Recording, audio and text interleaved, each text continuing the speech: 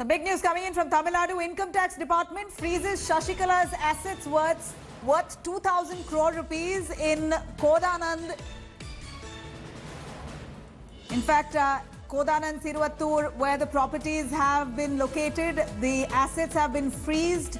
These properties are in the name of Jaya's aide Sasikala, Ilavarasi and Sudhakaran, and the properties are being frozen under the Prevention of Benami Transaction Act by the IT department. This is quite big news coming in just at a time when Sasikala readies to step out of prison. After over 3 years in prison on corruption charges, Sasikala is all set to get out of prison, of course, on a fine of 10 crore rupees. She can be released on January 2021. If she doesn't pay that fine, then she's got to stay in prison for another year until 2022. But here comes the Income Tax Department in a surprise catch here. Freezes Sasikala's assets worth 2,000 crores in Kodanad Siruthavur. These properties are in the name of Jaya's aide Sasikala, Ilavarasi and Sudhakaran, and the properties are being frozen under Prevention of Benami Transaction Act by the IT department.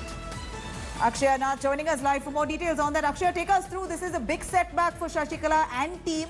Sasikala, of course, was all set to come out. She was hopeful of coming out of prison at least by January 2021 if she paid fine of 10 crore rupees. But here one assumed that Sasikala has enough of money, enough assets. She can pay off that 10 crores. It's no big deal. But here the Income Tax Department freezes 2,000 crore worth assets, a lot of which was on Sasikala's name. What does this really mean?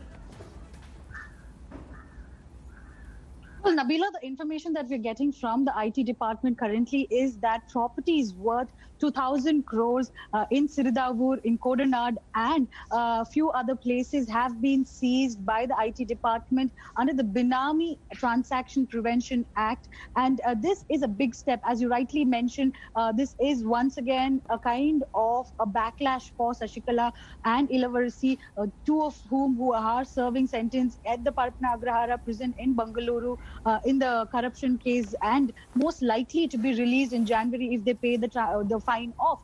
So at this point of time, we need to remember that Kodanad Estate used to be the summer camp of former Chief Minister J Jayalalithaa. Those estates were occupied by Jayalalithaa during summers, and at this point of time, there has been notice that has been put up outside the property by the Income Tax Department, Nabila.